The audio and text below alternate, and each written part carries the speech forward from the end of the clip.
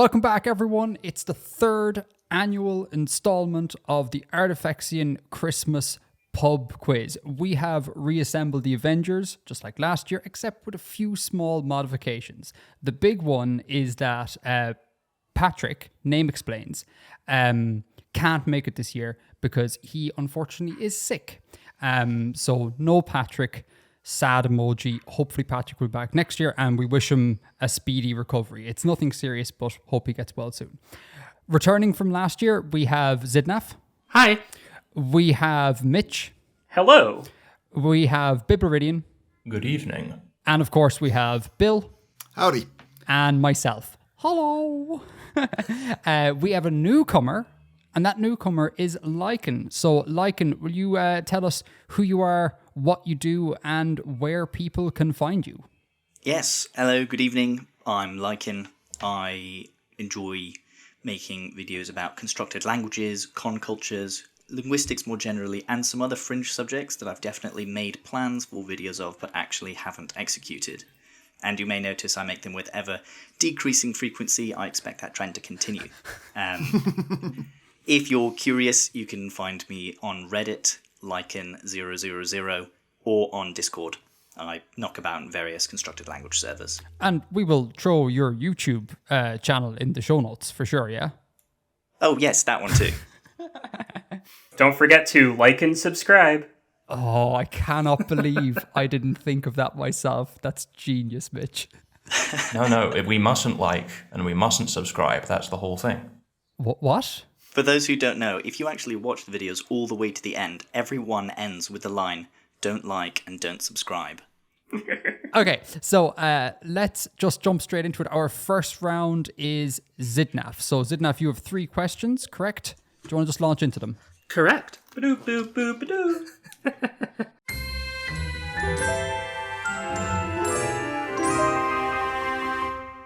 As per the ancient tradition, I come to you today with 3 questions about political history. In the interest of fairness, I have one about the United States, one about the UK, and one about Ireland. No, Xidnaf, you can't keep doing this. Every year you make me have to hand back my Irish passport for not knowing enough about our history. Every year, Xidnaf. Well, don't jump to conclusions. We'll see how this goes. Cool. All right, question 1. Question 1. How many times has a United States presidential candidate won more than 50% of the popular vote without subsequently becoming president? Oh, blimey. I should know this because this is a relevant thing relatively recently. And CGP Grey has made at least 3 separate videos about this exact thing. Yeah. Yeah. I should know this. I'm trying to remember those videos. Okay. Everyone have an answer? I got something, yeah. Mm-hmm. Yep. Oh, I'm torn between 2 things. If I'm wrong, it's because I considered the right one and discarded it. All right, question number 2. Rather famously, Grover Cleveland is the only president so far who has served 2 non-consecutive terms as president. But that kind of thing is a fair amount more common for British prime ministers. So the second question here is, what is the most number of times that somebody has been discontinuously British prime minister? What is the largest number of discontinuous terms of office that a British prime minister has served? Does that make sense? Yeah. Yeah. Yep. And this one is just a complete guess. Yeah, I really... I feel like this is the sort of thing that I should have come across at some point. But I have no memory of it. Yeah, I got something. 0% confident. Everyone good? Mm-hmm. Good. All right. Question number 3. Name an Irish political party. That's it. That's the whole question.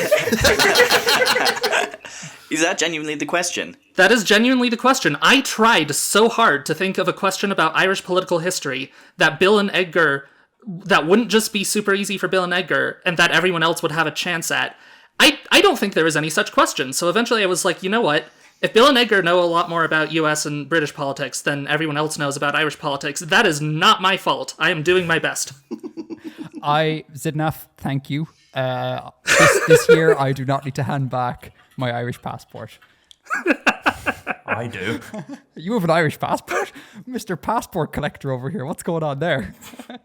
Well, I don't have one yet, but I don't know. The way things have been going, we'll see how it works. Sure. I've got one. Oh, yeah, that's right. You have connections to Ireland, Lichen, don't you? You betcha. And in fact, I've written down a whole slew of political parties just to make myself feel extra good about this question. Right, well, I can't be undone here, so let's go. I've just done the three main ones. Oh, but, no, I'll be out doing you. I'll go for some like obscure nonsense. There we go. Okay, cool. Everyone got an answer? Yep. Cool. And we are still playing by the house rule that if your wrong answer is funny enough, it's worth partial credit, right? Sure. Yes, we are. I feel like the main thing is that if you rules lawyer cleverly enough and funnily enough to convince us that you should have the point, then that's when you get the point. I see. Yeah. I see. That's fair. Not to do the thing from last year where I'm the straight-laced guy trying to keep to the rules. But didn't we have something last year where it was there was one inspiration point per round or something? I really enjoyed that. What did we do? Does anyone remember? I think it was a thing we suggested doing, and then we sort of didn't do. That sounds like us, all right. I think it's better if we kind of stick to the rule as it's half remembered, and that way it's not consistent with previous years, and it makes tallying the scores across the multiple years much more difficult and chaotic, and I find that entertaining. For the record, I've given up on that. I've actually deleted the spreadsheet that has the tallies across years because I'm like, it's utter chaos. Like, it's different people every year, different amount of questions. I'm like, this is not worth my time. So we're not doing that, or at least I'm not doing that. Listeners, if you want to compile this, you're more than happy to do so. But like, I'm just going to tally per year.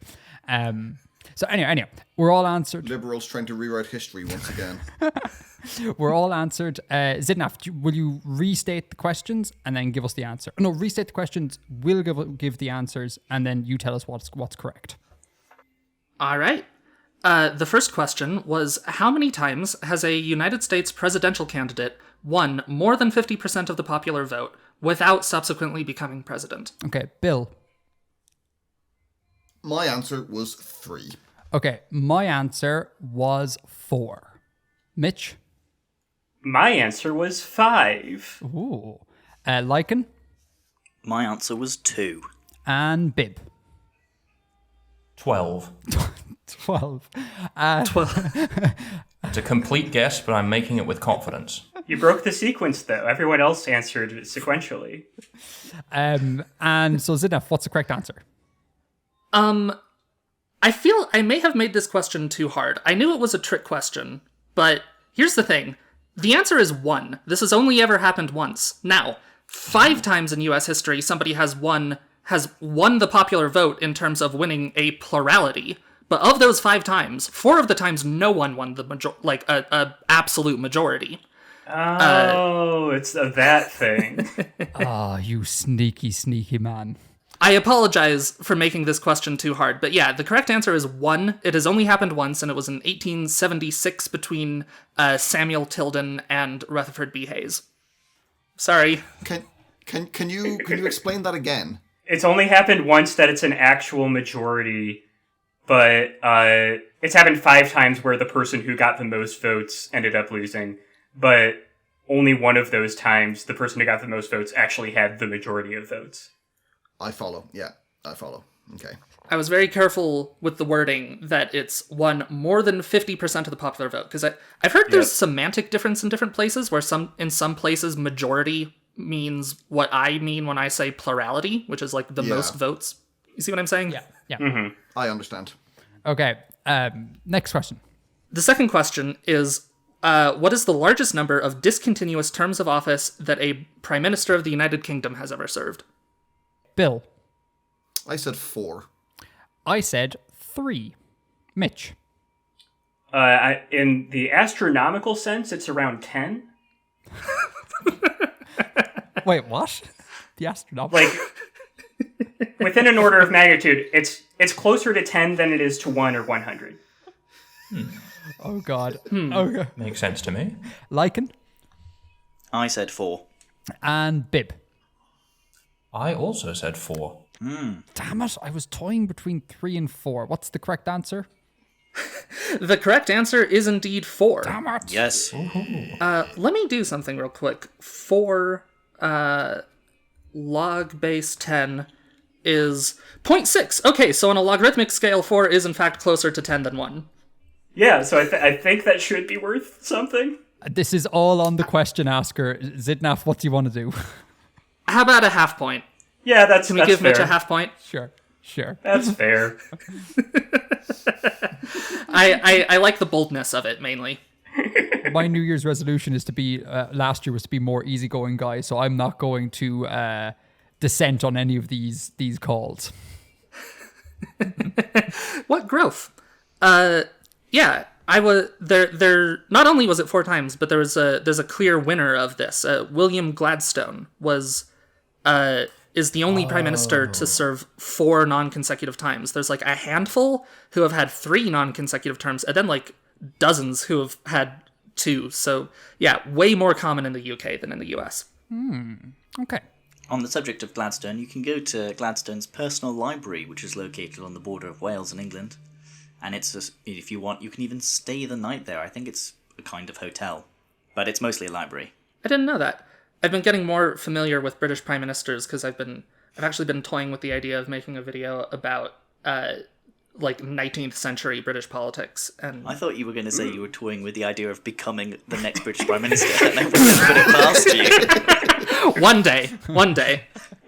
Also, you realize it enough. You just have like publicly stated that you want to get back into video making. Like the hype will be real now. Oh, to be clear, audience, I toy with my list of video ideas is lengthy. I am constantly doing research for videos that never get made. Like, this is a constant thing. So like, this is no change from the status quo. Okay, cool. Oh, yeah. I definitely get that. I do so much research for things that just hypothetically might eventually be a video, and then it's like, the research itself was so much fun. I don't want to, like, do the work after it. Yeah, I get that. Classic brain crack right there, lads. Classic. Question number 3, the final question. All right, question number 3. Name an Irish political party. Bill. The Social Democrats. Oh, that was quite an obscure one. Well done. I have People Before Profit. Mitch. I said I'm getting no points, I guess. Nice. Actually, technically, I wrote down the "I'm getting no points, I guess" party. Oh. One of our parties that do quite well. They're quite historically solid. Yeah, it's party. very, very ironically named. Lichen. I put down Fine Gael. Cool. And Bib.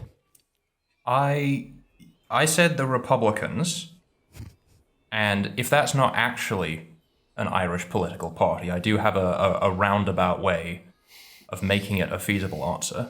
Oh, do you want to give us that? So, you said an Irish political party. Now, that doesn't necessarily mean a political party within Ireland. That could just be a political party that has some sense of an Irish identity. And I lived in the US for 15 years, and there were so many people who were so keen to tell me that they were Irish. They were very fond of their Irish heritage. And so many, like when I first moved there, I would say, I moved here from England. And they're like, oh, wow, yeah, I'm Irish. And I would be like, oh, cool, so how long did you live in Ireland for? And they would say, oh, well, of course, I never lived in Ireland, but my great-great-great-granduncle once met a guy on the street one time that he had a dream that he went to Ireland. So I reckon that the Republicans in the US, they have a fairly strong Irish identity about them, and therefore I deserve the point. Okay, I like this answer. I will give this to you if, when I Google what direction Irish Americans vote, more of them vote for the Republicans than the Democrats. Oh. Otherwise, if more Irish Americans vote Democrat than Republican, I don't think there's any sense in which you can call the Republicans an Irish party. Should have gone for the Democrats. I think that's a good call. Before we start giving answers, I would like to just hedge, if that's okay with everyone. I'm trying to be a little bit clever with my answer, people before profit, because it's not one of the big ones. There's a small part of me that's suddenly doubtful, and I'm like, they might be a loose coalition of parties, but not technically a party. So if it's okay, I'd like to submit Sinn Féin as an actual answer, because I don't want to be caught out on a technicality. I think if you try a trick answer to an easy question and you're wrong, I think you should get 0 points. I think that's what should happen there. I don't think so. I think you should get punished and get negative points. That's even better, yeah. Okay, well, it's a moot point because People for Profits is, according to the Wikipedia page I'm going off of, it is indeed an actual party. Great. Okay, that's wonderful. All right. Okay, give us your answers proper though. Sorry, I didn't hear any of that because I am trying to figure out how Irish Americans vote. Oh, this is probably a very nuanced subject matter that you're going to have to read multiple sources and polls to find the actual answer. Research for a video that will never happen. Oh, I found it. Okay, political perspectives tend, let's see, in the 2016... All right, I believe they're talking in this article specifically about people who identify as somehow Irish, and it says 41% identified as Democrat, while 23% identified as Republican. So, sorry, that was Bib who was making that argument, right? It was. Good try, very good try. But Just as I no thought cigar. I had you within my ironclad grip of reason. I was wondering how tricky the answers were gonna get. Honestly, I might have given it to you if you had made... There's a different argument where you could have gotten this, because what counts as a political party is super nebulous. One can argue that it's just like any vaguely organized group of people acting in a political way. And there definitely were Irish Republicans, like, rebelling against the UK in Irish history. So, like... Yeah, that's basically the reason why I went with Republicans in the first place, because I reckoned, surely some people, like Republican is a loose enough term that some people in Ireland would fall into it at some point, but I had to get clever with it. I actually was going to ask, so, Edgar, Bill, are any of the three big ones... Republican isn't like a shorthand for any particular party, is it? No. Okay. Sorry, I don't think we inclusive. can give this to you in any way then, Bib. Sorry. Like, This is- in a Northern Irish context, Republican is a community, but it is not monolithically represented by one party. Correct. Yeah. Okay. No matter how hard we try here, Bib, I'm sorry. I think this is 0 points for you. I'll get you next time, Irish people. If I'm not mistaken here, Bill and I and Lichen got a point, and Mitch and Bib got 0, correct? I got a half point That for rounding about 10. No, for this specific round. Okay. That's, yeah. For this specific round, Mitch gets, sorry, but I'm not giving you a point for the I don't know party. I said the I'm getting no points, I guess, party.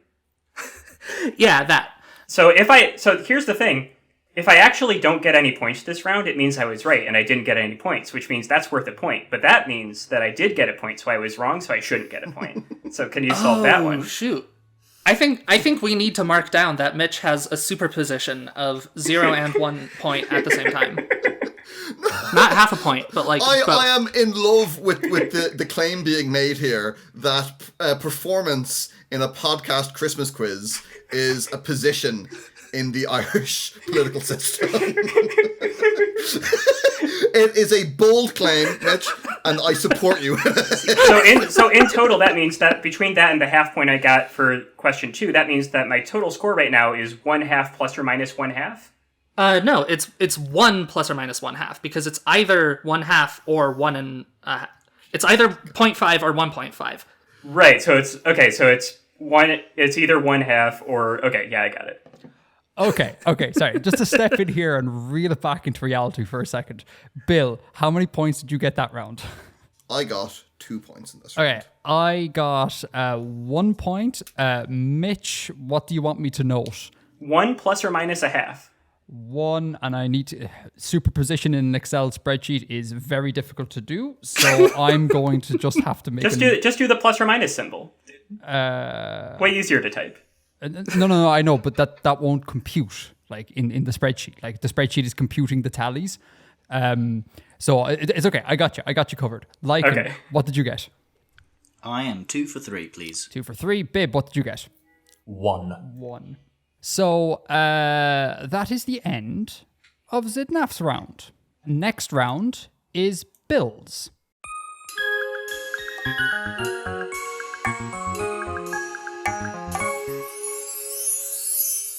Bill, it is currently your round. You have a picture round, correct? I have a picture involving round, yes. Cool. So if you want to share your screen, we can all have a look at this. Listeners, chapter art in the video, you'll be able to see what we are seeing now. So, can you all see that? Yes. I can. Yep. So, 2 things I enjoy are dogs and facts about geography. So this round combines both of those. I'm going to show you a picture of a dog, and you have to tell me what that dog breed is. And in all cases, it is named after a region, and you have to tell me where that region is. So does that make sense to everyone? Yeah. It does. Yep. So just as an example to make sure we're all on the same page, if I were to show you this dog, you would say that dog is a Labrador. And Damn it, Labrador... that's one of the ones I know. And Labrador is in Canada. Or you could give me, a reasonably specific description of where it is. But as long as I can tell that you know where we're talking about, then that counts as a correct answer. So, dog number 1. What breed is this dog? And where is that place? Bill, will you give a visual description for anyone who can't see while we think about it? This is a small dog. It is highly fluffy. Has a sort of a leonine mane and small features on its face. Okay, I have something. Does everyone have something for this? Yep. Yep. Yeah. Okay, this is dog number 2. Yes, excellent. Okay. Okay. Where is this dog breed named for? Where is that region? Suddenly I'm more confident. This is a white dog covered in black spots. A large medium-sized dog. And Bill, will you be awarding half points if we guess breed but don't get the location? No. No. No. Wow. No. They are 2 half questions, though. Sure. But it's a geography round as well. Yeah, I was a little bit confused on the rules at first, but I eventually picked up that the rule this is a combined dog and geography thing, and we need both, right? Okay. Yeah, that does I make feel that does like- check out. Okay. Yeah. I feel like that's a fair description. Okay. Have we all got dog number 2? Yeah. Yes. All right. Next one. Where is this little fellow from? This is a very small dog, short-haired, and with sort of long, pointy ears. So, just I'd like to give my thoughts here. Something in the back of my head, obviously don't give anything away here, is that I feel like there's an obvious answer for the geography element of this, but something's telling me that it's a trick. So I vaguely remember reading somewhere that it's not actually, this dog is not named after where you think it might come from, and that's giving me an awful lot of pause. Okay. Pause. Because they're dogs. Let me just check something here then. Let me just check this on my Wikipedia. Think we might be barking up the wrong tree. I think you should leave the question as is and let sleeping dogs lie. Hey! There's some really good dog puns. There's just some doggone good puns. The first paragraph in Wikipedia confirms my intention with this question, so let's go with that. Interesting, yeah. It is not a trick question, shall we say, on my part. Oh no, like I didn't think it was a trick question. Like I didn't think you're putting in there for it to be a trick question, but like I don't know what I'm recalling here. But anyhow, dog 3. Everyone got an answer. Dog number C. Mm-hmm. Dog number C. Okay, so first up is Xidnaf. Ah, man, I'm just now realizing that for the rest of the game, I am going to be the one having to give my silly answers first and stick my neck out before everyone else. Correct. This is fun. Okay. I believe this is a Pomeranian, and Okay. I don't know how specific Bill wants me to be here. Will you give it to me if I just say it's on the coast of the Baltic Sea? What coast of the Baltic Sea? The southern part, like somewhere around Poland, I think. Like somewhere around the coast of Poland, I think. Okay, right. Edgar. I have no idea. So I wrote Pekingese. I think that's a dog breed. Could be totally wrong. And then I figured East Asia, maybe China, but I'm expecting 0 points for this. Wouldn't a Pekingese be from Peking? Which is Beijing, no? Yeah. Yeah, so China.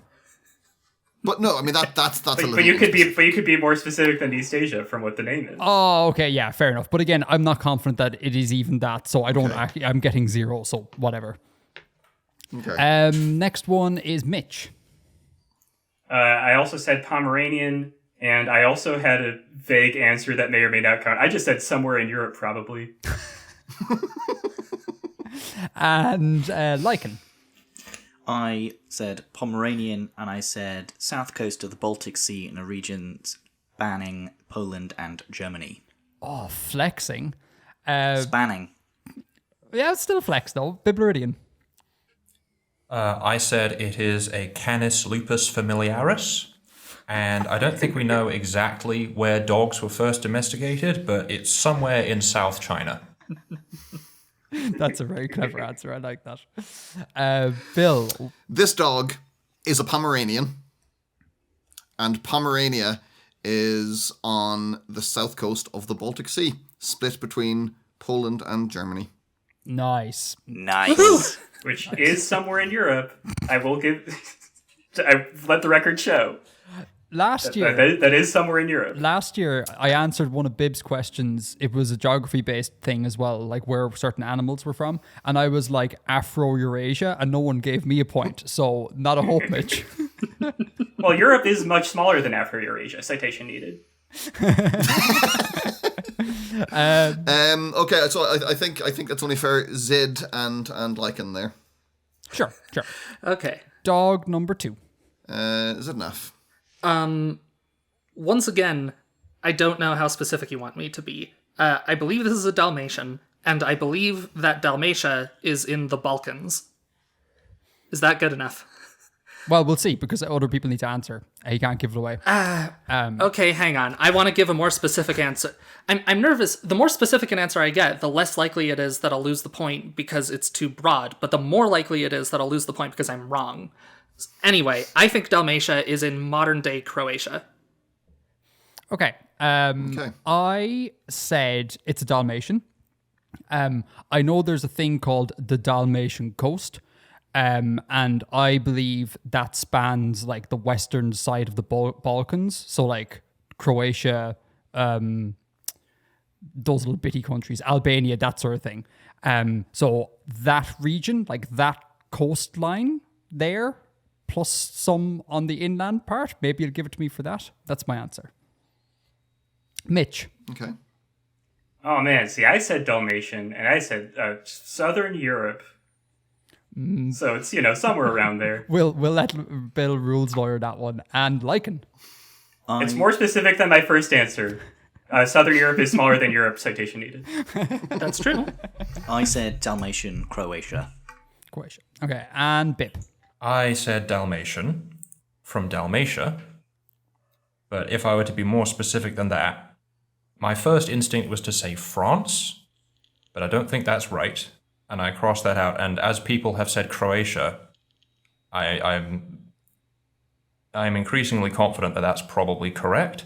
Although I had thought that Croatia was Bohemia, but then I might be getting mixed up with something else. Whatever. I wrote Czech Republic, so I'm just sticking with that. Okay, cool. Bill. This is, of course, a Dalmatian. And Dalmatia is one of the 4 historic regions of Croatia. So, Bill, can I assign myself a point with my rather long-winded spiel about Western Balkans? I did say Croatia in it. Yes. Okay, cool. 1 point. Xidnaf also, and Lichen also. Cool. And question number 3. Dog number C. Xidnaf. All right. I was very thankful for this one, because if Bill hadn't shown this at the end, then I would have guessed the first one was a Chihuahua. But because of this, I knew that this one was a Chihuahua and that the first one was a Pomeranian. I believe Chihuahua is a state somewhere in the northern half of Mexico. I had Chihuahua and I just wrote Mexico. Hopefully that's tight enough in. Mitch. Mm-hmm. Yeah, Chihuahua, Mexico. Cool. Lichen. Chihuahua, Mexico. Nice. Bib. Chihuahua from Mexico, and I would ordinarily be able to tell you what Chihuahua actually means because it's a word in Nahuatl, but I cannot remember. So, Oh no. I think it means Chihuahua. It means this dog. I think it has something to do with the river. It's like the edge of a river or something. I can't remember. Let me check. Chihuahua is thought to derive from the Nahuatl Chihuahua, which means a dry or sandy place. I just found the same thing. Interesting. So, Bill, what was the answer? It would be really funny if we'd spent that couple of minutes on a diversion there and this wasn't a Chihuahua. It's a Great Dane. It's a Great Dane. It is a Chihuahua, and Chihuahua is indeed a region in Mexico. Cool. All right. So, Yippee. Xidnaf, what's your total for the round? I got all 3 points. Ooh. I got 2 points. Mitch. I got 1 point, unless we're fine with the really vague description of somewhere in Europe, but we're not, so it's just 1 point. We are not. I admire your moxie, but I will not award any points for moxie. Lichen. 3 for 3, please. 3 for 3. And Bib. 1. 1. Okay. Carnivoran subspecies is not my forte. So, lads, we're being put to shame here. Lichen is currently in the lead. Oh, will the first timer triumph? Will the first timer dethrone Bill, who has won every single year? I mean, you say every single, it's both. Twice. It's not- Wait, but All 2 of them. but definitionally, that is It's every not a single lot, but year. it's weird that it's happened twice. Okay, so that is the end of Bill's round. Next up, we have my round. Doop boop boop a doo.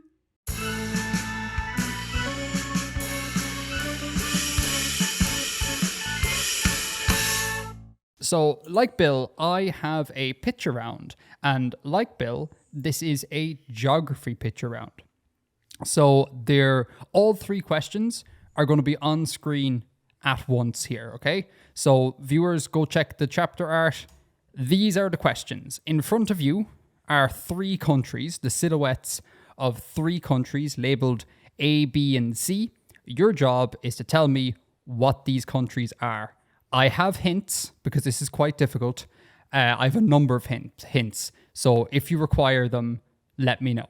And for the viewers who can't see, country A looks a bit like Pluto, the dog, with his mouth open, facing east. Country B is notable for having this lake thing going on in the top right, or top left. It's a very famous lake, at least in geography circles.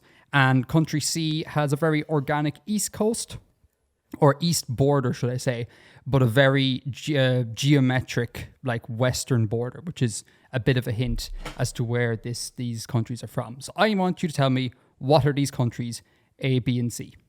Is this all question 1, or are these the 3 questions? These are the 3 questions. A is one question, B is another question, C is another question. Okay, good. Have these silhouettes been rotated at all? Nope. Oh, and I should also state that I'm not doing any jiggery pokery here. Like, these aren't like micronations. These aren't obscure Pacific islands or something. These are all like big macro countries. And they're countries, like per the UN, they are countries. So I'm not like, these are not like UK territories. I'm not trying to pull any shenanigans here. We would all know what these countries are. And if you need hints, let me know. I would like more hints. Okay. Anyone else need hints? Yes, please. Yeah, I could go with some hints. Yeah. Okay, I want everyone to know I have written down my answers. I'm actually really confident in this. Wow. Oh man. A long history playing geography flash games is coming in handy right now. So I just want everyone to know I know the answer. Okay, so first hint is these listeners, go back to your chapter art. These are the flags of said countries turned into a pie chart, with each color being proportional to how much it takes up on the flag. That's not a hint. Okay. Oh, there's another. That is a fantastic hint. Thank you. Yeah, Ben. I love That's this. a really funny idea for a hint. Not that helpful, but like very good. Well, it's extremely helpful. If you look at the third one, you're basically done. And there's a further hint. If There are so many countries that have that color scheme. Yes, but- it's like those are the Pan-African colors. there are not many countries that have this exact border layout. Yeah, but they are all in Africa. All the ones that have one lumpy side and one straight line side. I already knew it was in Africa. So I do have a further hint if we're super, super stuck, but that is my final hint. I think I'm okay-ish. I mean, I've got some half guesses, but you know, if you have more hints, I'd love to hear the more hints, because if they're as funny as this hint, Okay, so the final hint is that all three, and I think this is easy. This is getting into easy territory here. So, all three of these countries, they have been living rent-free in the minds of Americans over the past, say, over our lifetimes. So these are all countries that most Americans will know about and like have been involved in the Amerosphere in terms of like world politics. okay. Everyone good? I have answers. Lichen, how are you doing over there? You're very quiet. This is the silence of suffering you're hearing. Okay, are we ready for answers? That third hint was extremely helpful. Thank you. No worries. Like all three of these, I was torn between like three different things, and now I'm only torn between like two things for all of them. It's a coin flip. So, answers, Xidnaf. What did you get for country A? That is North Korea. Bill, what did you get? The Democratic People's Republic of Korea. Mitch, what did you get? Yeah, that's North Korea. Cool. Lichen? I said the Netherlands. Ooh, Bib. Ooh. I said Netherlands until the final hint, at which point I Yeah. said North Korea. I got thrown off by the final hint, and I thought maybe the Netherlands is famous in America, and I just didn't know. So the correct answer is North Korea. Not the Netherlands, unfortunately. What did we get for the second country, Xidnaf? The second country was Venezuela. Bill. I also said Venezuela. Mitch. Oh man, I didn't get this at all. I said Ukraine. I'm so bad at geography. Lichen. I said Kenya because I was just thinking of places with big lakes. I mean, that's not incorrect. Bib. I also said Venezuela because of that lake. Yes. Do you know the name of the lake? Maracaibo. Correct. Do you know why it's famous? Because of the Catatumbo lightning phenomenon, right? Bingo. It has I think it's the world's highest frequency of thunderstorms because of the unique geography of the region. So they get thunder, I don't know, every second day or some nonsense. More than like half that. the year. Yeah. Yeah. It's a really famous lake in geography circles. The answer is indeed Venezuela. And question number 3, Xidnaf, tell us all the right answer. That would be Iraq. Bill, what you get? I said Iraq. Mitch. Nope, I said Libya. So Oh, do you know what? Looking at it, I can totally see why you said Libya. they're very similarly shaped countries. That was oh man, and they both have the Pan-African colors, and they're it's Yeah, Libya's east border is nowhere near as organic. yeah. I mean, now that I know the correct answer, I know it's the correct answer. But that one was literally a coin flip. I kind of see it with the diagonal southern border. I see it if I squint. Also, it may not be the correct answer. We're just assuming this. Lichen, what have you got? Oh. I also put Iraq after treading lightly over Saudi. Interesting. Bib. I had at first said, or was speculating possibly Tunisia, because to me the East Coast, the contour of the East Coast kind of looks similar, but after the flags, no, that is Iraq. Oh, and you put Iraq. Yes. Cool. And so the correct answer is in fact Iraq. Wow. Can I have an extra point for getting them all without any hints? Yeah. I think Xidnaf deserves an extra point for that. I think so. I think so too.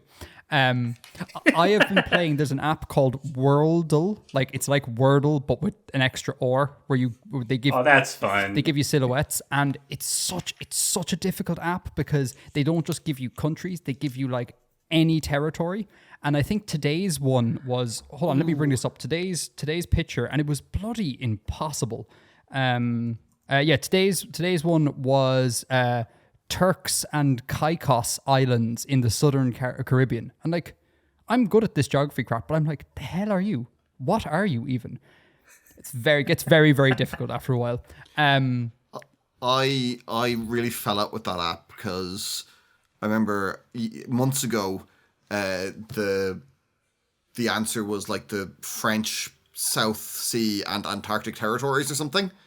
And I immediately recognized it on site as Kerguelen Island. And that wasn't the accepted answer, because that's not the official name of the territory. And I was furious, like such an obscure one. And I was so proud of myself getting it right. And then it wasn't, the government name. And like, this app does tend to lean very heavily to these mad obscure ones, because like I never see like Britain. I never see the Netherlands or any of that. It's always like these mad little islands. But anyway, I digress. Bill, what did you get? I got 3. 3. Mitch. I got 1 point. Lichen. 1 point. Biblaridion. Astonishingly, 3. Oh, very good. Okay, so what have we got? Currently, Xidnaf is in the lead, followed by Lichen, followed by Joint, Bill, and Bib. Very good. Okay, so next round belongs to Mitch.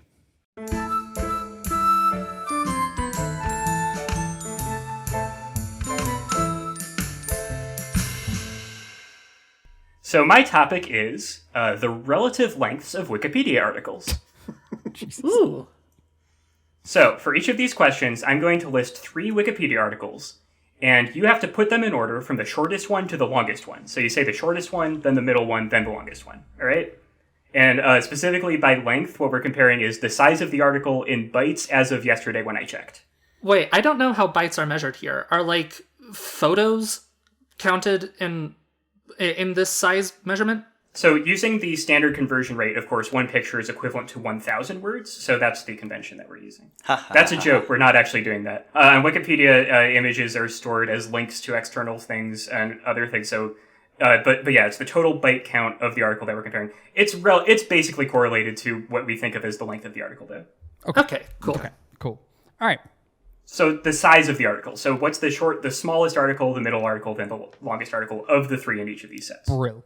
And I will say ahead of time that each part of this is worth 1/3 of a point, which means that if you get like one of them right and the other 2 are wrong, you get 1/3 of a point.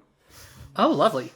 Each of the 3 questions of this round has 3 articles that we are putting in order in terms of length. 3 articles, rank them from shortest one, the middle one, then the longest one.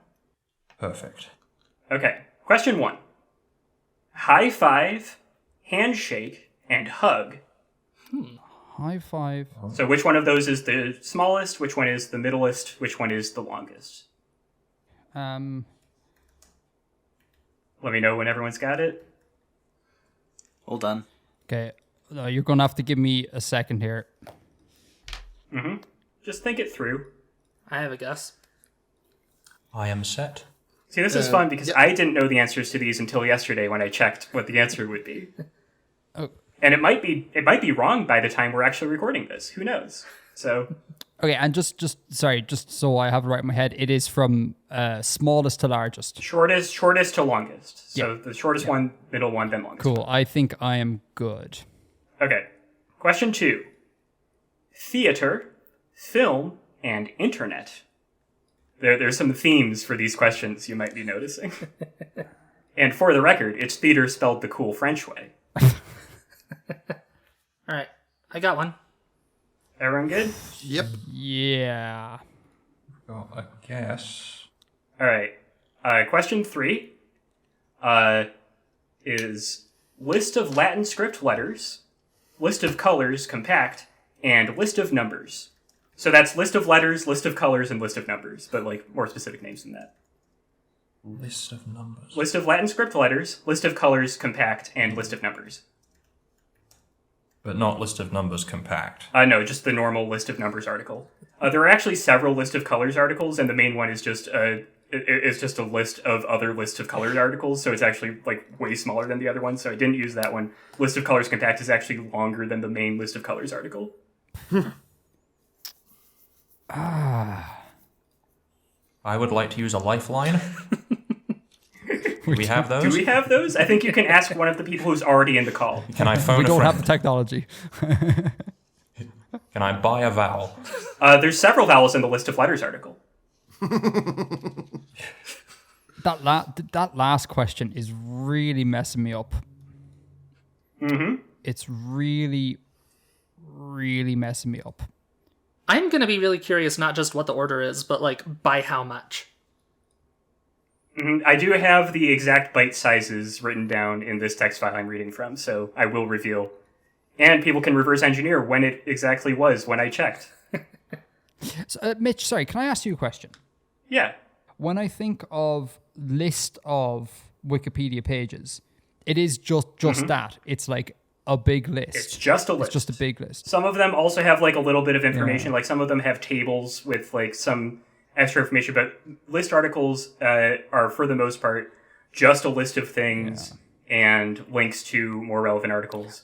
I believe all three of these articles do have a little bit of extra information and formatting stuff, but they are for the most part just lists. I think that third question is a great question. Because I can convince myself of any order. That is actually kind of nice. Yeah. That's one of the ones I was genuinely very curious, like what the order of these specific articles would be, and we'll see the real result. Okay. Well, I've got everything. Has everyone else got everything? Yep. Yes. I believe Okay. so. Okay. All right, Xidnaf, you give your answers. So for this first one, my guess is handshake, then hug, then high five. Wow. Okay, Bill. Mine was hug, high five, handshake. From smallest to largest. Mine was high five, hug, handshake. Lichen. Mine was handshake, hug, high five. High five is the longest? Whoa. I don't know if I agree with that one, Lichen. See, the fun thing about this is that since there's 6 of us, if I was also answering, we could, or like if none of you got it right, we could hypothetically get every single possible ordering between all of our answers. Bib. I said high five, hug, handshake. Oh, same as me. Oh, interesting. Okay, Mitch. Okay, so with 14,886 bytes is hug with the smallest of these 3. Which makes sense. Wikipedians have the least to say about hugs of all of these. Some sort of joke you can make with that. With 24,012 bytes is high five. And just barely longer at 24,926 bytes is handshake. So they're neck and neck, these two articles. That's something that it very well could have switched between the time when I checked and now. But at the time when I checked, handshake was just slightly longer than high five. So it's hug, high five, handshake. And I will say, if you got one of those three in the right spot, then that's worth a third of a point, and you get the full point if you got the exact order. So did anyone get the exact order? Yep. Wait, Bill, Okay. Bill got the full thing? Yeah. Okay, I didn't get... Hug, high five, handshake, right? Hug, high five, handshake. Yep. Yeah. I got 0 of that, as did Lichen, since we got the same thing. And since Edgar was the reverse of me, did anyone other than Bill get any of that? I placed handshake at the top, so I got a third of a point. Me too. Okay. Right, so that's worth 1/3 of the point. Yeah. I was feeling better since Lichen said the exact same thing as me. Lichen and me are wrong in the same ways, I guess. See, I'm blown away that handshake doesn't have a more commanding lead, because I would have thought, like, think about all the different ways you can, like, lock hands and all of the mad hand routines you can do. I can imagine a Wikipedia page that's like, I think those are given sub-articles. Yes. I think that's the thing. Yeah, I was thinking about that in terms of if you have a really in-depth article about something, oftentimes, like if you look at the Wikipedia article for a country and you go to the economics section, there's a link immediately to economics of Saudi Arabia.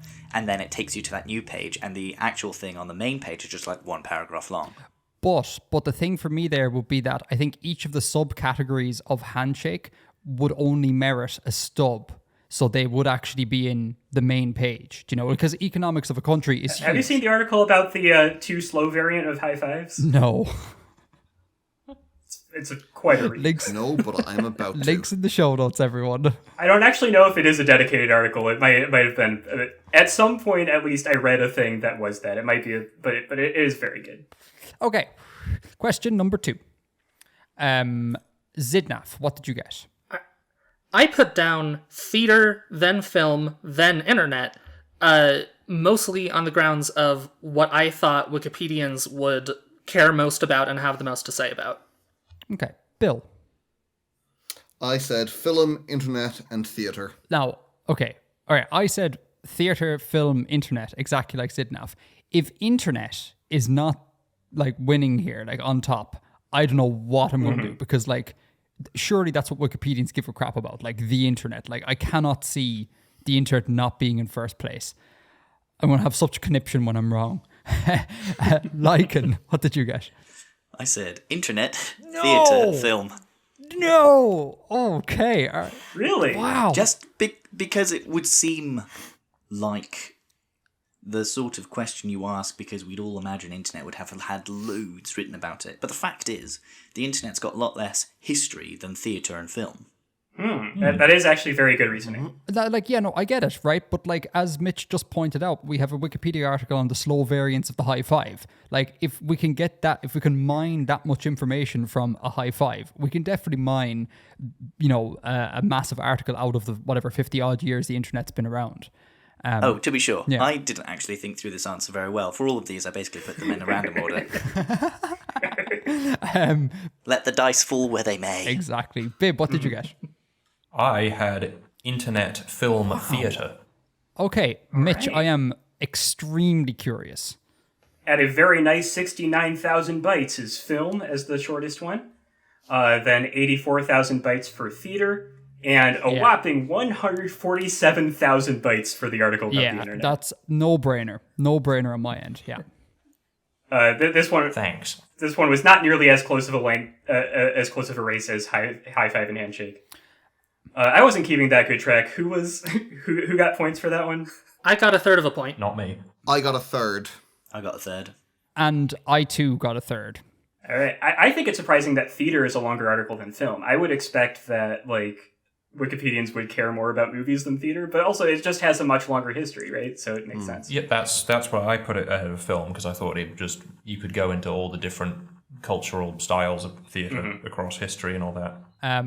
Okay, question number 3, Xidnaf. I put list of numbers, then list of Latin script letters, then list of colors. What was it? List of colors abridged? Compact. List of colors compact. Yeah, list of colors compact. Mostly because I thought it would be really funny if list of numbers was the shortest one and list of colors compact was the longest one. That's really good reasoning. Interesting. Bill, what did you get? I put list of letters, list of colours, and list of numbers. Okay, so I put list of numbers, list of colours, and list of Latin script letters. Now, here's the thing where I need to hand back my conlanger's card and show that I don't actually know much about the Latin script. But reasoning here, I'm kind of, Xidnaf, I think it's interesting that you went with list of numbers at the base. I think that Wikipedia article is probably really short because they'll redirect you to like numbers. There's an article for like numbers between 1 million and 2, for example. So it won't actually be like a full list of tons and tons of numbers. And I think the list of colours, compact, it's small enough, I think, to merit all of those being on the one page as opposed to numbers. And I think the list of Latin script letters could be really long if we factor in all of the like weird add-on ones, which vaguely, I think I've seen a giant page for the list of Latin script ones. So that's really long-winded. That's my reasoning. Lichen, what are you thinking? Well, so my reasoning was that the compact list is actually going to be super long. So I've got that as the biggest list. And then I was vacillating between list of numbers and list of letters. My initial hunch was that list of letters would be shortest, but then I thought about all the different diacritics Latin letters could take. And so I've got that in the middle and then list of numbers as the shortest. Yeah. So we're kind of thinking somewhat similar, although we've come out a different order. Bib. I pretty much just guessed, but I said numbers, Latin script letters, colours. Interesting. Okay, put us out of our misery, Mitch. All right, at 56,000 bytes, list of numbers is the shortest one, which is very funny. Good. And of course, it's because it's not a comprehensive list. In fact, the list of numbers article starts by saying that this list is incomplete and you can help Wikipedia by expanding it, which is very funny. Then list of colors compact is the middle one at 135,000 bytes. And at a whopping 193.6 thousand bytes is list of Latin script letters. The longest article of any of these in this entire set of questions is the list of letters. And it's because they have all of the diacritics in every single one of them. So historically, I've always, I think literally the 2 times we've done this, come last. And I perform very badly overall. But I just want to take a moment to ditch all semblance of humbleness and be like, I got that entirely correct. 1 point. Good job, Edgar. Yes. Yeah, that was a hard one. I think everyone got at least a third of a point, right? Yeah. So Xidnaf, what did you get? I got a third of a point. And actually, no. Let's not do it that way. Xidnaf, what did you get for the entire round? Because I should start filling them in. For the whole round, I got 2/3 of a point. Bill. I got 1 2/3 points. Okay. 1.666. I too got 1.666. Lichen. I got 2/3 points. 2/3 points. And Bib. I also got 2/3 points. Okay, so at the end of that round, Xidnaf is in the lead with 7.666 points. Recurring. Then there's a tie for second between Bill and Lichen with 6.666 recurring. And then Hail Satan. Hail Satan. And then we're going to get demonetized for that. And then 5.666 for Biblaridion in third place. Thankfully, Mitch, you're doing me a solid. I am not in last place. Mitch is in last. Oh, but good. I'm close, so I'm coming for you. Don't worry about it. Okay, so next round is Lichen's round. Boop, boop, boop, ba-doo. Do-do-do-do-do.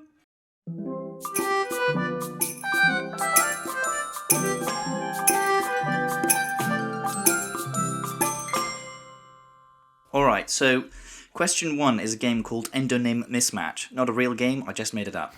Now, the English words for countries often differ from the country's word for itself. So, for instance, most people in England will refer to Ireland as Ireland, whereas if you speak Irish Gaelic, you'd refer to Ireland as Era. So what I'm going to do is I'm going to give you the endonym of various countries, and you're going to write down what the English name for that country is but it's going to be pretty quick fire. There are 10, and I'll give you about 3.5 seconds after reading out the name of each one before moving on to the next one. There are 10? Yeah, it's just super quick fire. I was planning to do it so fast that it should only be one question, but if I just cross off one of them, then it can count as my 3 questions bundled together. Okay. So, yeah, I've crossed one off, and we're now ready to go. Wait, I'm confused. How many endonyms does Lichen have total? 9. I've got 9 written down in front of me. And each one will be a third of a point. Okay, okay, cool. Ready, set, go. Deutschland. Cymru. Suomi. Hrvatska. Nihon. Magyarország. Wow. Hayastan. Sakartvelo. Kalashlit Nunat. All right. Hold on. Can I hear stuff again, please? Yes, I'm going to go through them all again. Brilliant, brilliant, brilliant. So the first one, Deutschland. Number 2, Cymru. 3, Suomi. 4, Hrvatska. 5, Nihon. 6, Magyarország. 7, Hayastan. 8, Sakartvelo. And 9, Kalashlit Nunat. These are some good examples. Thank you. I would definitely recognize most of these written down. The pronunciation is messing me up. If I may ask, what was number 8 again? Sakartvelo. I've got 3 whole ones in here where I don't even have a guess. Nice. Same. Really? I thought Mr. McGrath would be rather good at this round. I'm confident on 6 of them, and I've got 3 where I'm a little. I think I could probably do it written down, but yeah, this is good. All right, well, given that we're enjoying our whistle-stop pace, let's go through them as long as everyone's happy that they've either got an answer or are willing to succumb to having written nothing. Can I have just another minute? I cheated a little bit and phonetically transcribed them as you were going so I could go back and think about it. That's not cheating at all. I like your grading of difficulty. I think that's very good. They do get progressively harder. They do get increasingly hard. Yeah, in a really Yes. smooth way. So that's really cool. I don't know what the rest of you are talking about because I got Deutschland, and after that, I got almost nothing. Well, Yeah, they get increasingly harder. From 1 to 100, and then it stays there. I mean, to be clear, like I'm fairly confident I have the first 3, and thereafter I have no confidence. But just like Mitch said, it scales progressively harder. Are these all in the dominant language of the countries that they refer to? Yes. Okay. I mean, one of them might be... A couple of them are questionable as to whether the language is strictly speaking dominant. But it's the language okay, yeah. other than English. There's Yeah. some multilingual nations. There's some... Yeah. Whatever the national language is. All right, I think this is as good as I'm gonna do. Yeah, and just to clarify, for the multilingual nations, it's the language which is spoken by, if it's of 2 languages, it will be the one that's least similar to English. And if if there are loads of languages, it's the one that's spoken by the most people. All right, team. So, Xidnaf, what did you get for Deutschland? I got Germany. Should I give what I have for the first 3, or just for Deutschland? First 3. Yeah, let's go for the first 3. So this is Deutschland, Cymru, and Suomi. So, I went with Germany, Cambodia, and Finland. All right, what about you, Bill? Germany, Wales, Finland. Artifexian? Exact same as Bill. Germany, Wales, Finland. Mitch? Germany, Wales, and Finland. Biblaridion? Well, I seem to have written Germany, Wales, Finnish, but I think you know what I mean. Sure. I think we know what you mean. And indeed, the correct answer is Germany, Wales, and Finland. Cool. All right. Right. 4, 5, and 6. This is Hrvatska, Nihon, and Magyarország. My guesses are that this is the United States of America, Japan, and Canada. Sorry, Bill. I said Croatia, Japan, Hungary. I was only confident with Japan, so I had Russia, Japan, and Moldova. Oh, that is Hungary, isn't it? Ah, God. Yeah. Mitch? I said Croatia, Japan, and did not have a guess for the third one. Biblaridion.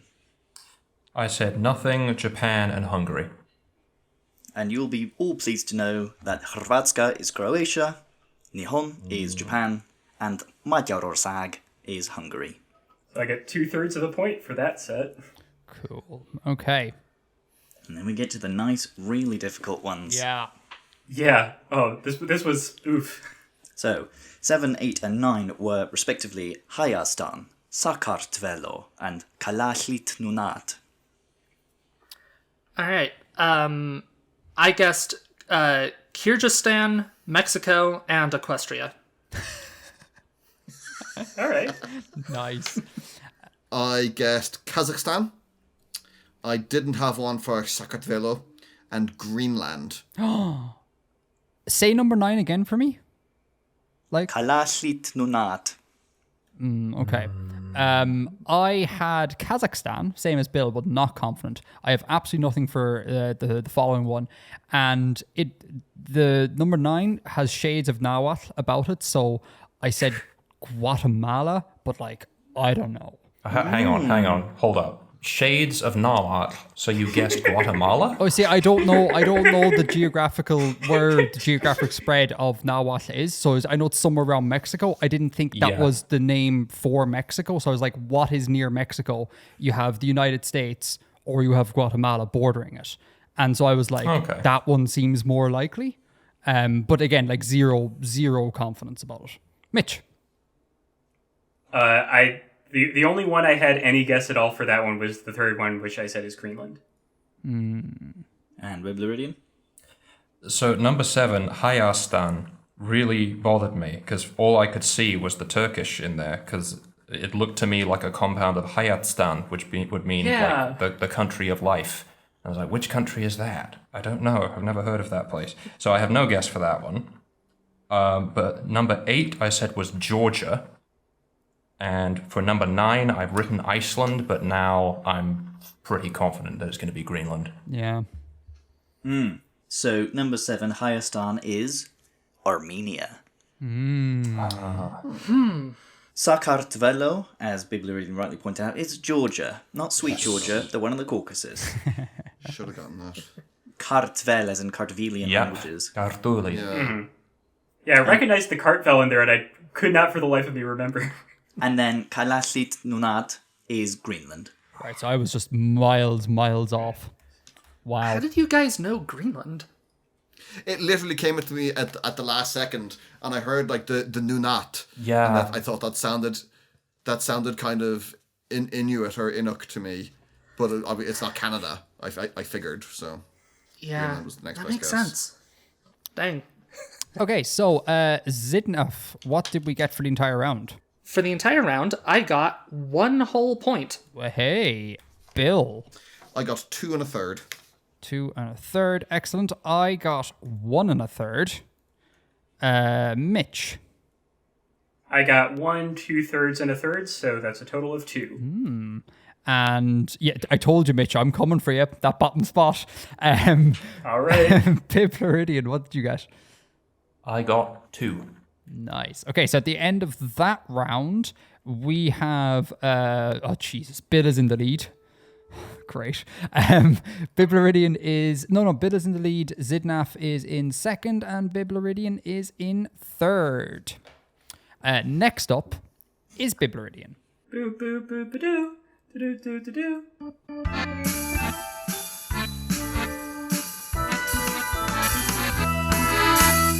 All right, so I tried to come up with an interesting theme or format for this year.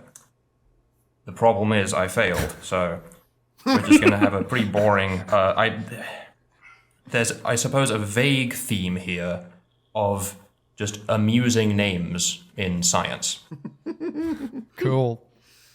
And, That sounds like it could be fun. well, Patrick is not here, which in this case, yeah, I suspect he may have gotten some of these, considering he is name explain after all. If anyone is going to know the explanation of names, it's probably him. I'm anticipating a fat zero right now. So, question 1. What is a thagomizer? Oh, no, don't do this to me, Bib. Okay, so, Oh, man. so behind the scenes sort of things here for the listeners, and I guess for everyone present, I've been learning some spec bio stuff off Bib, and this has come up. Has it? We've talked about this. It's a really fun name. I love the etymology of this particular thing. We have talked. Oh, so you're aware of it. Rest in peace. I know this. Can you say it again? That's thagomizer. That's THAGOMIZER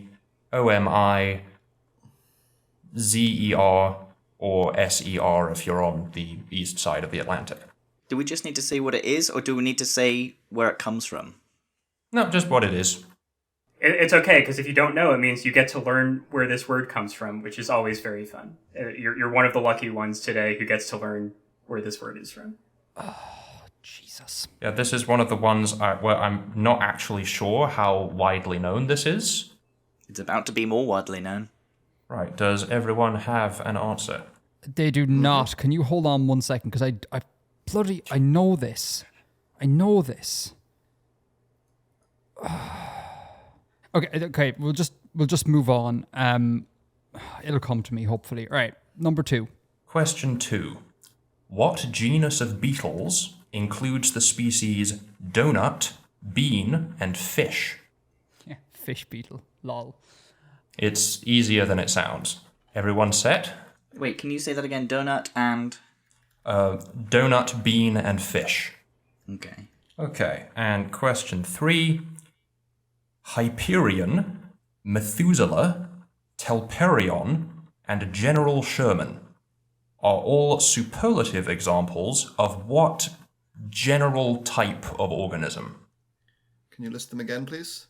That's Hyperion, Methuselah, Telperion, and General Sherman. Not feeling good about this one. Wait, I know what a tagomizer is. Yes. Okay. Yay! Okay. I'm probably gonna. It's probably a bit premature of me, but I think I remember where I know this from. Okay. I'm excited. I might get one. Come on. I think this may be something we discussed, Edgar. If this is what I think it is, we haven't discussed it. I've definitely talked about it with Bib. I have no memory of discussing this. We discussed it like 10 plus years ago. Well, no, 9 years ago, probably. Oh, well, man, I can't remember what happened last week. You can't expect me to remember that. Just saying. Just saying. All right. Okay, so let's get some answers. Question 1 was, what is a thagomizer? Xidnaf. The first time Bib said that, I thought the first sound was an F rather than a TH, so I wrote down that it's like a rainbow cannon of some sort. Oh, come on. Christ. I'm okay. Real quick. The internet needs to know I'm bisexual. I get to make that joke, just for the record. Okay. We're getting demonetized. Oh boy. Okay. If the YouTube content algorithm is sensitive enough to notice that was a dodgy joke, then I'm very impressed with how AI has gotten. I mean, the YouTube content algorithm has demonetized Bill and I several times. And we have the most squeaky clean podcast there is, so I wouldn't put it past. What was it the last time? It was like a drug thing? No, that was years ago. We said the word violence too much. And they were like, no. That's how they get you. That's how they get you, exactly. So that was Xidnaf. Bill, what did you get? Well, is that your actual answer, Xidnaf? Yes. Yeah, okay. I have no idea. The thagomizer is the spikes on the end of a stegosaurus's tail. Yeah, it is. I said the same thing. So, Bib, this came up because I was watching or listened to an episode of the Common Descent podcast with the Stegosaur, and we talked about it. I have no memory of us talking about it, but I'll take your word for it. Yeah, we definitely did. I'm so happy I said the same thing. Okay, all right. Mitch, what did you get? It's a spike on the tail of a Stegosaurus. It's named for the late Thag Simmons. And Lichen. I said Stegosaurus spikes. Brill. Okay, cool. Well, I hate to break it to you, but Xidnaf is actually correct. Oh, no. Oh, so happy. No, it is indeed the arrangement of spikes at the end of a stegosaurine dinosaur's tail. And the name comes from a Far Side comic where it's cavemen who are talking about, and see in this part, it's because there was a guy who was named Thag who was killed by one of these. Yes, there's an arrow pointing to the tail of the Stegosaurus that labels it as a thagomizer with a footnote that says, named in honor of the late Thag Simmons. And apparently this was funny and popular enough for it to be adopted as the official term. I mean, it is very funny. It's a very nice word. It sounds like what it means. It does. And what I'm waiting for, I've not seen this happen yet, but I'm waiting for a back formation to happen where people, if thagomizer is the noun, then obviously to thagomize must be a verb, right? Yeah. So I guess it's the action of Impaling Thag Simmons. pummeling or striking something as if by a stegosaurus's tail. So you could say something like, oh, there was a storm last week and a tree fell on my house and my roof was totally thagomized. Like, That actually makes a certain amount of sense, because it implies that it was, like, your roof was made to look like how Thag wound up. Yes. Exactly. Yeah. so yes, the term is becoming increasingly popular, and I believe it is now, at least in some contexts, you can apply it to other forms of tail weaponry, not just Stegosaurus, like Ankylosaurs can also have thagomizers, I believe. Nice. I'm glad that I got the name Thag Simmons right, by the way. I knew it was Thag something, and it was just a normal last name. I'm very glad that I didn't embarrass myself by confidently saying Thag Simmons, and that it turned out it was a different joke name.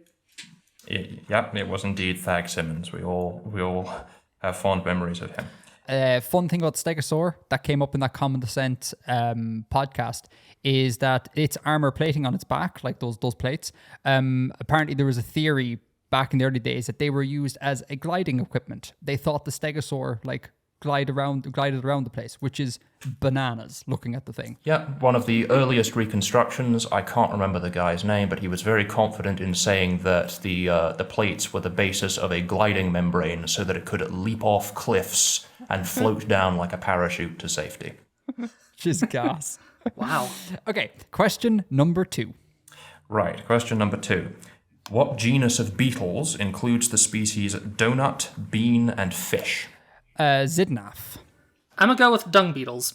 It's like fish dung beetles, bean dung beetles. Yeah. I couldn't think of any other types of beetles. Bill. My initial thought was scarab, because I can't think of any other kinds of beetles. But then I thought weevil. I don't know if weevil is a beetle, but I'm going to go for it. Weevil. I had initially written a joke answer to be like, I can't think of any beetles. And then I thought of a dung beetle. So I put dung beetle because I figured I have a better chance of getting some sort of points. Out of curiosity, what was your joke answer? Oh no, joke answer is I can't think of any beetles because I literally couldn't I can think of exactly 4 beetles. Well, I can now. There's scarab, dung, and apparently weevil. I have 3. I'll get... And Ringo. Jesus. Yes, and Ringo. Stuart Semple. So I'm going to go with dung beetle. Mitch, what do you got? I said it would be so wild if they're just called food beetles. These are the ones you can eat, and they're named after what they taste like. Well, so far Mitch is the closest. No. Oh, good. Wow. Lichen. If there's one thing I know about beetles, it's that there are many, many, many different kinds. And so I took a step back from the answer and I thought, what does donut and fish have in common? And bean. So I wrote down jelly. And lichen is correct. Wow. The jelly beetle.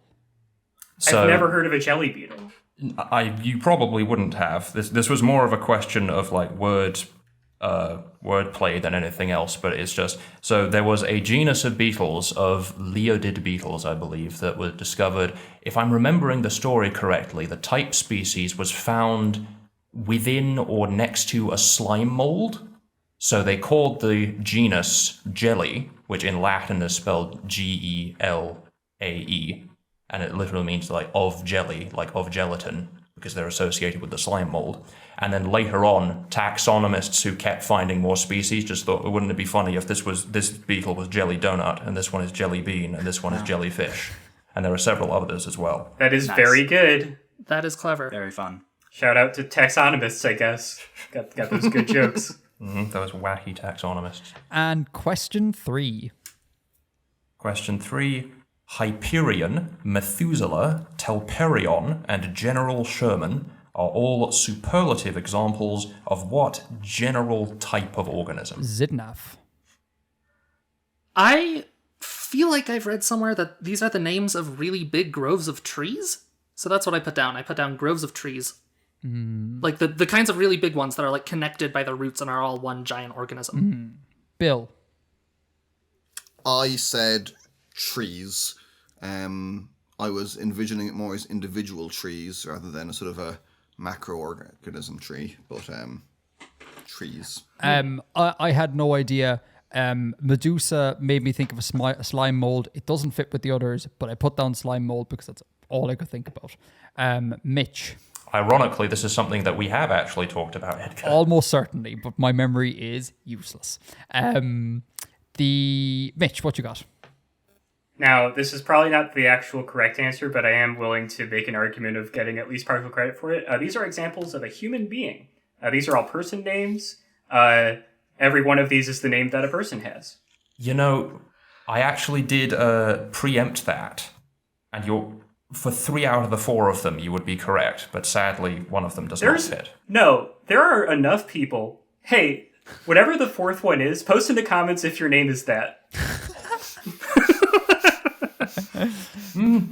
Yeah, theoretically. I know so many trans people. It is not unreasonable for someone to name themselves after a tree. So, like, it's totally plausible for all 4 of these to be people names.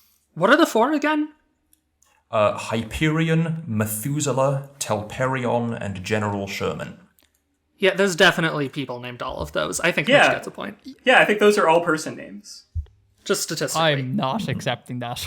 Post in the comments if your name is Methuselah. Well, that one is actually a person. But we have not heard from Lichen yet. Well, yeah, hold on. Sorry, Lichen. But, like, surely the problem here is that General Sherman needs to be a name. Not Sherman, but General Sherman. Like, I'll let that slide. That's fine. That one I wouldn't let slide because the thing is called General Sherman. There are Shermans who are generals, definitely. Yes, but general isn't a name. General is an occupation. No, it's a title. Right. It's a thing that you would. Someone's full name they would go by General Sherman if they're a general who is named Sherman. But that's not the. No, but hold on. We're saying that someone might call themselves Hyperion and nixing the idea that someone might call themselves General. Nah, you can totally change your name to General. Yeah, but you. Okay, hang on. What was the wording of the question exactly? Because if the question just said, these are all the names of these things, then that's one thing. That is true. The question is, they are all superlative examples of this general type of organism. So, like, if Hyperion is just kind of a bland kind of person, then they're not a superlative example, so... Okay, well, what I was going to say is General Sherman was a real human. General Sherman is not the name of a human. It would be incorrect to say his name was General Sherman, but it would be correct to say General Sherman was a human, and therefore I feel like it counts. Everyone post in the comments whether or not you think I deserve the point for this one. And if your name is General Sherman, keep that to yourself. The question asker decides whether or not there's going to be bonus points or inspiration points awarded. What do we think, Bib? I think probably someone at some point has named their child Telperion, so I'll give half a point. Okay. I'm saying someone could have named themselves Telperion, though. Like as an adult, like they say, no, I don't like the name I was given as a child. That's totally possible as well. I'm specifically thinking, you'll understand when I read where the name comes from. But all right. Yeah, I can envision that happening. Hey, Mitch, I've always wanted a nickname. Can Telperion be my new nickname? Can you just call me that real quick? Yeah, sure, Telperion. Thank you. See, I'm Telperion now. It's a name of a person. Oh god. Okay, and I would say a superlative example. Why, thank you. You got me Why, there. thank you, Hyperion, which is a nickname I'm giving you right now. Oh, thank This you. is absurd. Lichen, save us. What do you got? So,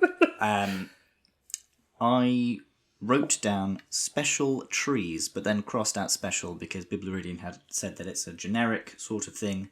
I know General Sherman is an example of a large tree, and Methuselah is a character from the Bible who's famous for having lived a very long time, and it bubbled in the recesses of my memory that there's some really old tree somewhere, and it looks really gnarled and grows on this rock in the middle of nowhere, and I think that it's called Methuselah, so I've said trees. Okay. And the correct answer, or at least the answer that I had written down, was trees.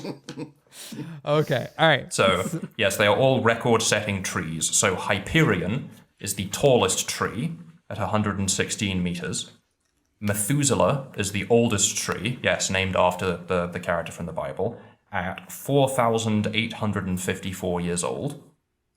General Sherman is the heaviest tree, or actually, by the units I have here, the most voluminous tree, at 1,487 cubic meters. And Telperion, I cheated just a little bit, because Telperion is the name of one of the two trees of the Valar from J.R.R. Tolkien's work. And it's also the nickname of one of the people in this call currently. That this is true. So it fills the extremely subjective category of just being the best tree. And I'm sure at some point, like when Game of Thrones was the hot new thing, there were loads of people who named their children after all the characters and things. So I'm sure with Lord of the Rings that would have inspired something similar. So I'm sure that's happened at some point. So All right. Can I have the point for that one, even though I specifically said like big groves of interconnected trees rather than individual trees? oh yeah, I'll totally give you that. And just to be clear and rules lawyery about this, is my definitely good answer worth half a point or a full point? Half point. Edgar has spoken. Half a point. What happened to Generous Edgar? Generous Edgar went out at the start of this round. The start of the conversation we just had. Generous Edgar left the building. Old grumpy Edgar is back. Half point. All right. But if your name is Telperion, leave a comment. Okay. But only if you are a superlative individual. I think everyone who is listening to this podcast is a superlative individual in some way, and you should like and comment and subscribe and support everyone here on Patreon. Okay, Xidnaf, total points. What you get? I got 1 point for the tree one. Bill. I got 2 points in this round.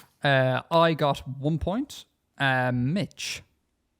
I got 1.5 points, but if you're Telperion, please post in the comments. I'm begging you. Lichen. I'm 3 for 3, please. Oh, that Nice. makes things spicy. Okay, at the end of that round, in the lead we have Bill with 10.99 recurring. Then tied for second we have Lichen and Xidnaf, 9.666 recurring, and in third we still have Biblaridion with 7.66 recurring. I have 6.5 plus or minus a half right So now. you have 6.5 plus or minus a half, and I'm on 6.99 recurring. So if you could win. Wait, hold on. 0.99 recurring? Yeah. I was wondering the same thing. It's just one. That's just one. Oh, I see. Oh, sorry. It's the way. Yeah, I'm not inputting the full decimal expansion, and Excel is only picking up what I'm doing. And yeah. So that these all would need to be rounded to 1, but I'm not doing that because it's going to mess with my sum formula in Excel. I think you should leave it as 0.9 recurring. Sure. Sure. I think it should be and 9/9 is how we read it. Sure. Okay, so the final round is a bonus round, a listener submitted questions round.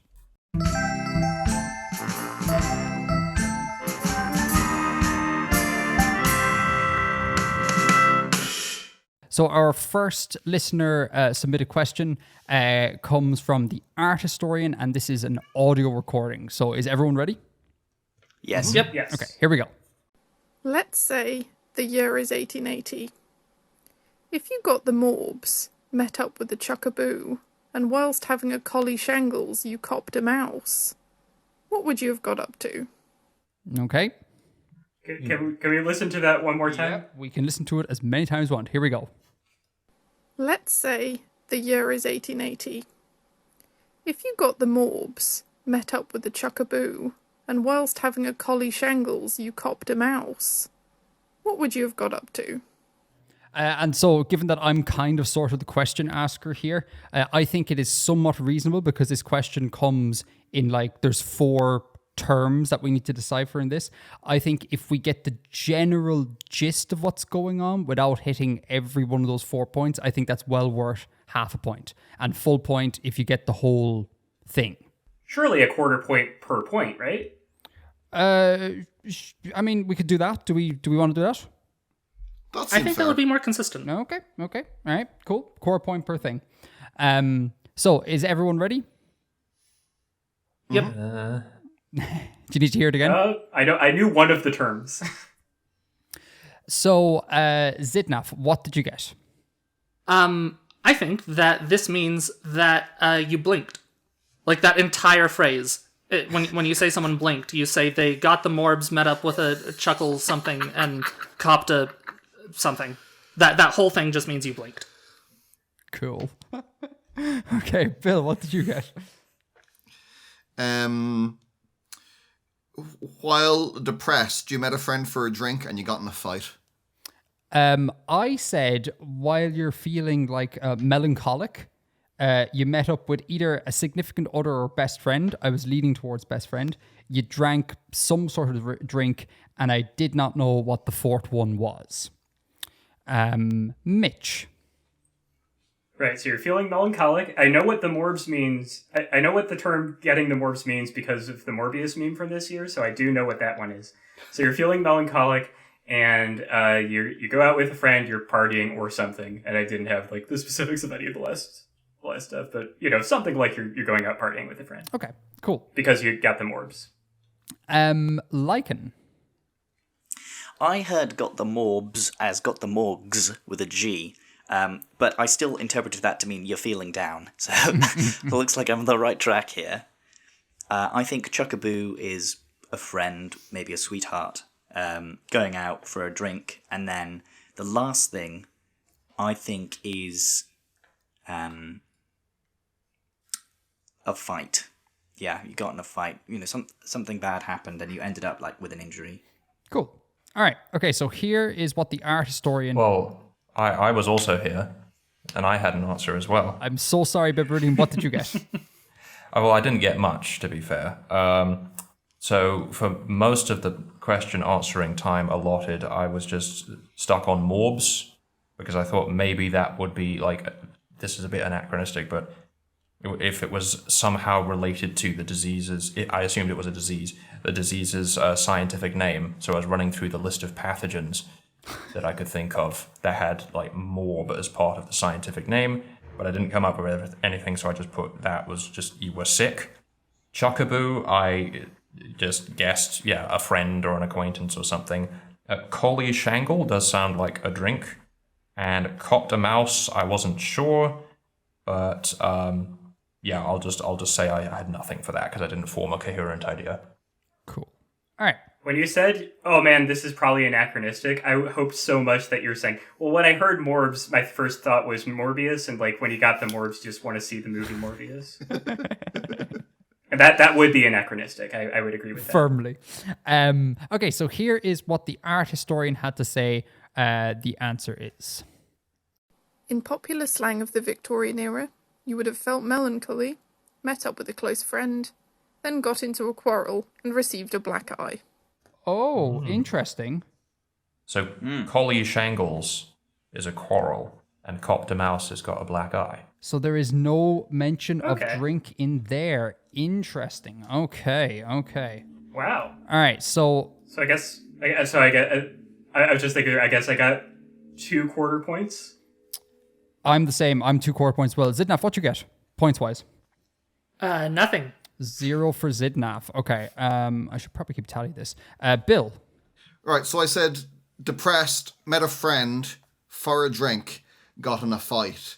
But I got the fight bit on the latter part, the last part, rather than the third part. So I think that's a two correct elements, so it's a half point. Okay, 0.5. I think that's the fair. Yeah. I got the melancholic bit, I got the best friend bit, so I'm on half. I didn't get the others at all. Mitch, what did you say you got again?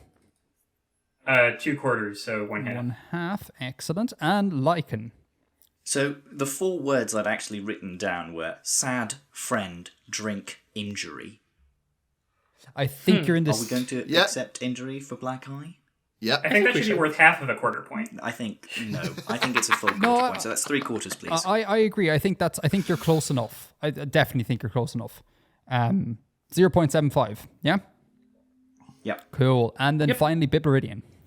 I just got 1/4 if Chuckaboo's friend. Yeah, that's all I got. Okay, brilliant. All right, so that's 0.25. Okay, cool. All right, and then question 2 of the bonus round comes from an unexpected listener, the Right Honourable John Major PM. Yeah, we're a big hit with the retired Tories demographic. We are. We frequently hit all the talking points that they'd hit. Okay, so here is what the Right Honourable John Major PM, this is their question.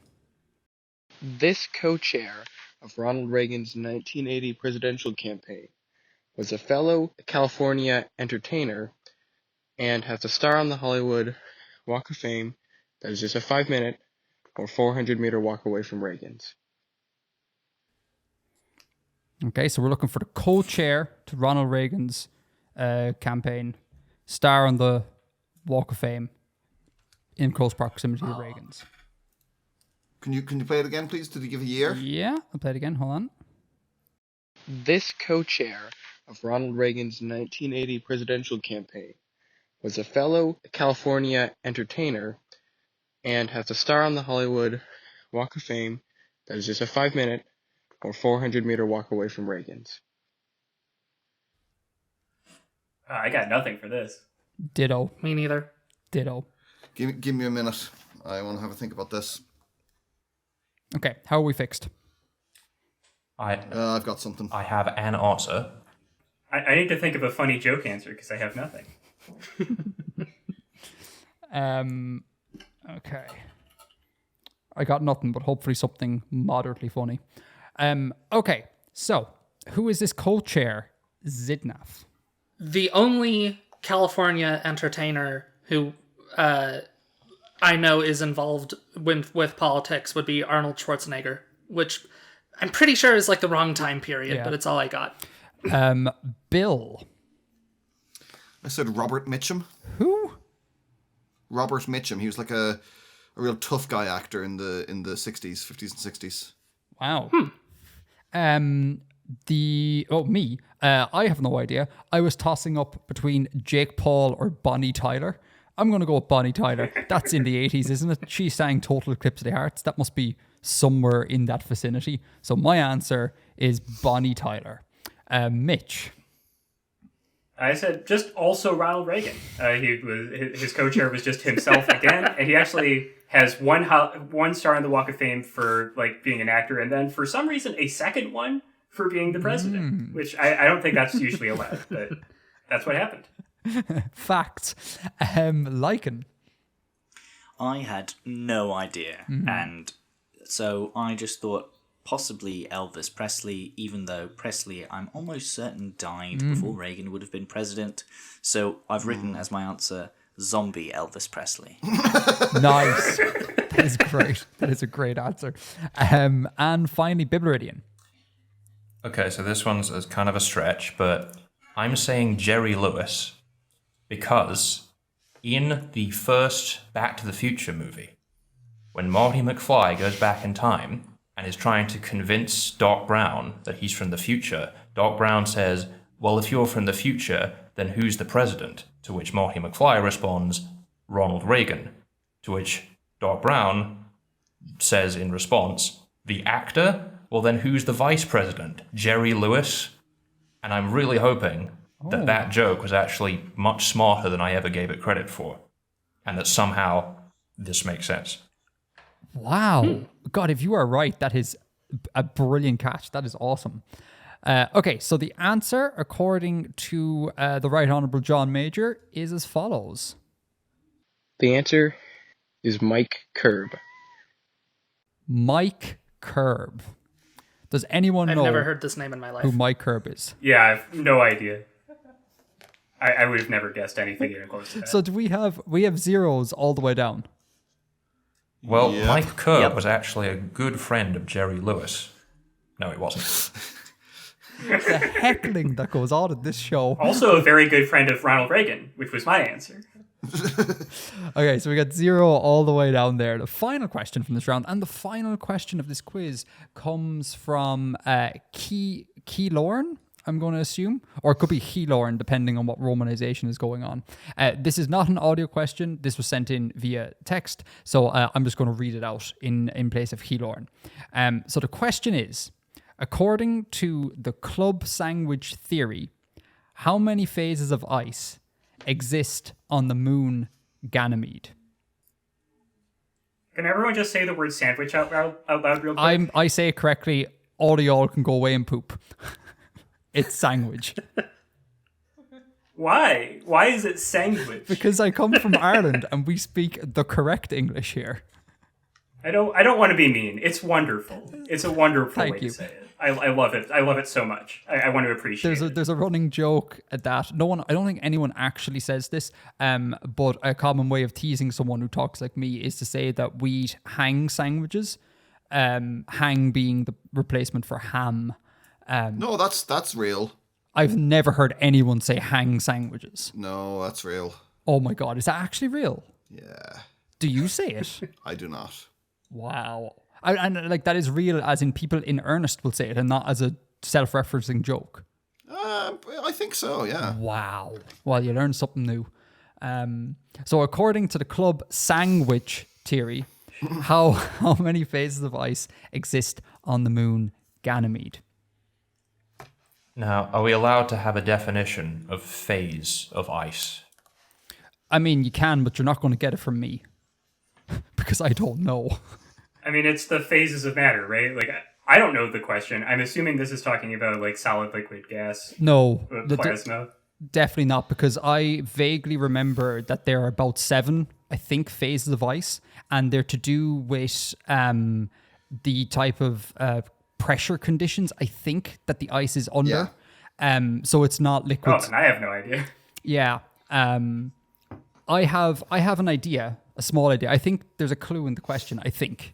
I have an answer.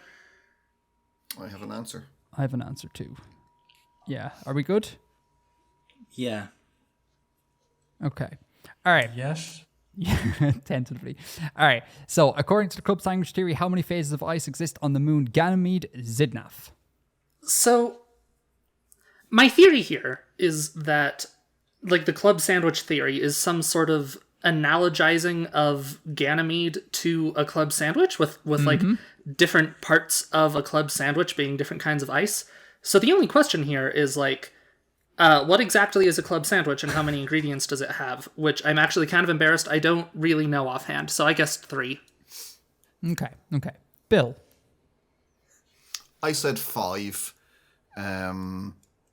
Feeling like, it's going to be bread, filling, bread, and then assuming that the 3 breads aren't actually like the exact same phases of matter, which may be a flaw, but I think it's a loose analogy. So I'm going with 5. Okay. So I like Xidnaf and kind of like Bill.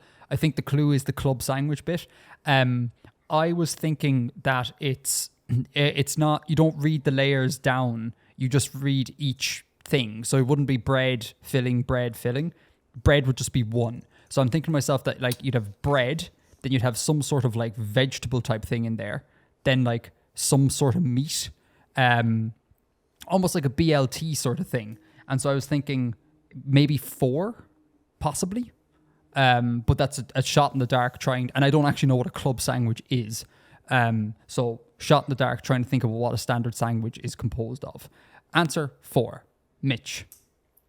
Right. So apparently this was a common mentality, just thinking, okay, well, what would the sandwich be made of for this analogy to make sense, but then also not knowing what the sandwich is.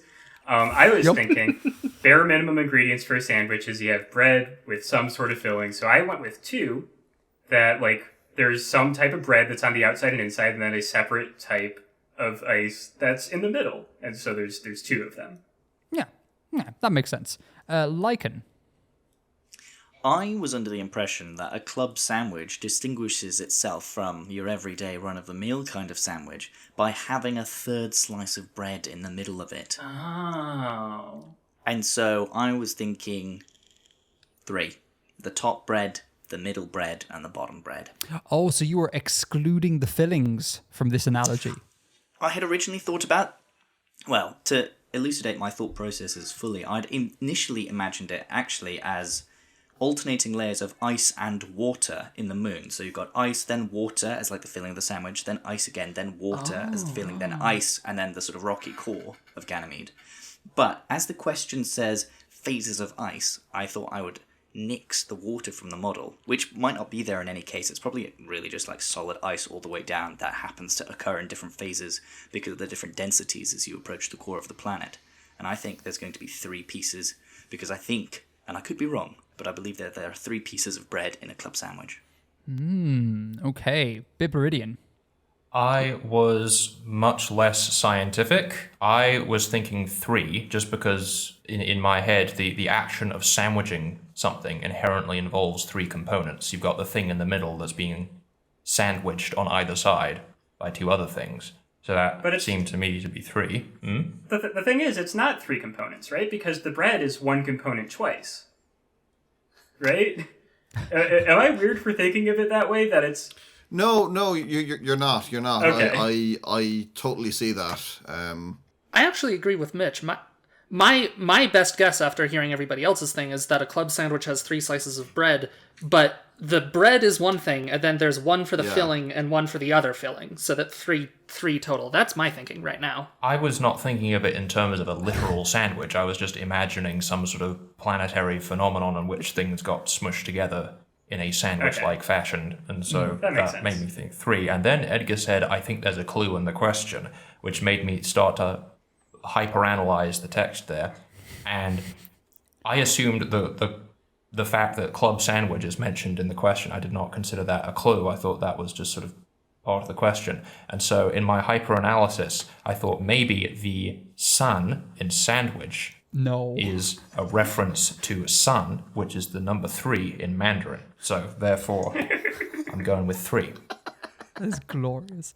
Now, to be clear for everyone, like, I don't know if there's a clue. It popped out to me because it was in like scare quotes, and I was like, why include that? Like that information, that first like relative clause or whatever seems to be giving us information. That was my thing, but I don't have a clue. Either way, Khilorn says that the answer is, it is theorized that there are 4 phases of ice on Ganymede. Ice 1, Ice 3, Ice 5, and Ice 6, differentiated by crystal structure. So all those who said 4 get a point. So Xidnaf, did you get a point? Nope. No points. Bill, did you get a point? I did not. I got a point. Wow. Cool. Mitch? I did not get a point. No points. Lichen? Nothing. Bib? Nope. Wow. Okay. So, thus concludes the Artifexian Christmas pub quiz, notable for not having any Christmas-related questions for the 3rd year running. That concludes the quiz. We can declare winners. The winner of the quiz, shock horror, is Bill with 11.499. Just like every time. No, we're keeping... No, it's not 0.5. It's 0.499 because that's what I inputted.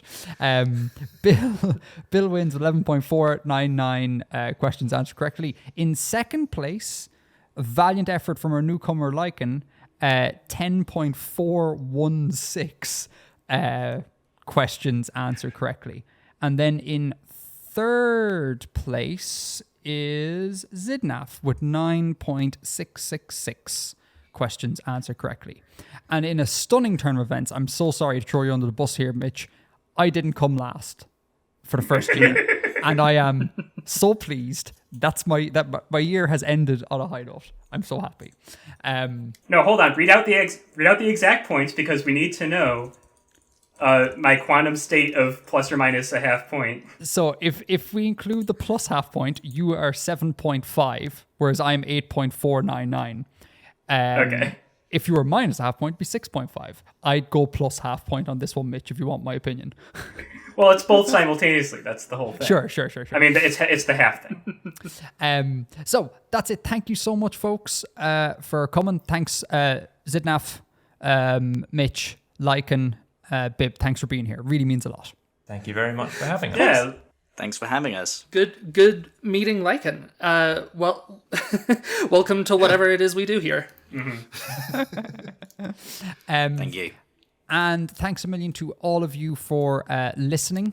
Have a very happy Christmas, happy holidays, happy New Year. Bill and I will see you all in early January.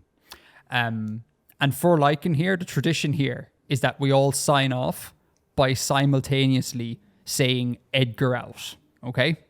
Very good. Cool. All right. So until next time, Edgar out. Edgar out.